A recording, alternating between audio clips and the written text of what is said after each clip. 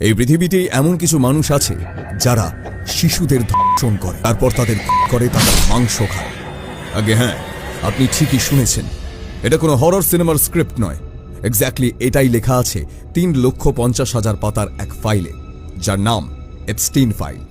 এই একটা ফাইল আজ বিশ্বের সবচেয়ে শক্তিশালী মানুষগুলোর রাতের ঘুম কেড়ে নিয়েছে।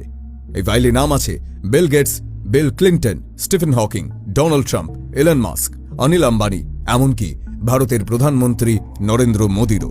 এখন প্রশ্ন হলো, এই ফাইলে এমন কি আছে যার নাম শুনলেই আজ গোটা বিশ্ব শিউরে উঠছে? এটা জানতে হলে আমাদের ফিরে যেতে হবে আজ থেকে ঠিক 17 বছর আগের এক অভিশপ্ত রাতে। সালটা 2009, 3রা আগস্ট। মেক্সিকোর মন্টেইরো শহর। ঘড়ির কাঁটা তখন মধ্যরাত ছুঁই ছুঁই। একটা সাধারণ রাত, একটা সাধারণ বিলাসবহুল হোটেল, ফিয়েস্তা ইন। দামি আলো, বিলাসবহুল পরিবেশ, সবকিছু স্বাভাবিক। কিন্তু হঠাৎ একটা চিৎকারে সেই স্বাভাবিকতা নষ্ট হয়ে গেল। হোটেলের বাইরে কাঁদতে কাঁদতে ভেঙে পড়ল বছর 21-এর এক তরুণী, গ্যাব্রিয়েলা রিকো জেমিনিস। পেশায় একজন মডেল।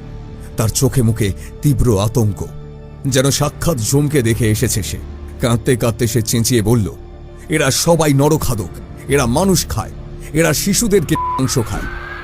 মুহূর্তের মধ্যে সেখানে ভিড় জমে গেল। গ্যাব্রিয়েলা অসংলগ্নভাবে বলে চলল, আমি জানতাম না, ওরা আমাকে জোর করে ওখানে নিয়ে গিয়েছিল।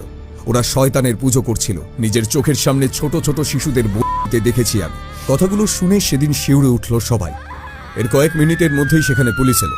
গ্যাব্রিয়েলাকে ধরে নিয়ে যাওয়া হলো, আর সঙ্গে সঙ্গেই একটা ব্যাখ্যা দেওয়া হলো, সে নাকি হিস্টেরিয়ার রোগী, অর্থাৎ একজন মানসিক ভারসাম্যহীন মেয়ে।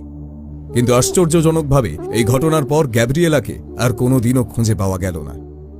সেদিনের পর থেকেই রাতারাতি কোথায় যেন ভ্যানিশ হয়ে গেল সেই মেয়েটা। এই ঘটনার পর পেরিয়ে গেছে 17 বছর। আজ যখন এপস্টিন ফাইলের পাতা উল্টানো হচ্ছে, তখন গ্যাব্রিয়েলার সেই প্রলাপ আর পাগলামি মনে হচ্ছে না। আজ একটার পর একটা মিসিং লিংক মিলে যাচ্ছে।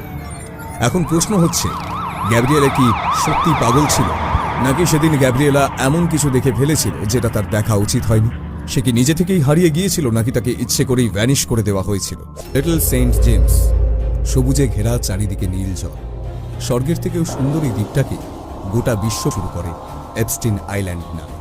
রাজপ্রাসাদের মতো বিশাল বাংলো, চারপাশে অতিথিদের জন্য লাক্সারি রিসর্ট, বিশাল সুইমিং পুল, প্রাইভেট ডক, আর হেলিকপ্টার ওঠানামার জন্য আলাদা হেলিপ্যাড। সবকিছু যেন বিলাসিতার চূড়ান্ত উদাহরণ। কিন্তু বাইরে থেকে এই আইল্যান্ড দেখতে যতটা সুন্দর, এর ভেতরটা ছিল ঠিক ততটাই ভয়ঙ্কর। এই দ্বীপের নিচে মাটি খুঁড়ে বানানো হয় একাধিক গোপন সুড়ঙ্গ, আর দ্বীপের প্রতিটা কোণায় বসানো হয় হিডেন ক্যামেরা। কেন? কারণ এই দ্বীপটা শুধু বিলাসবহুল পার্টির জায়গা ছিল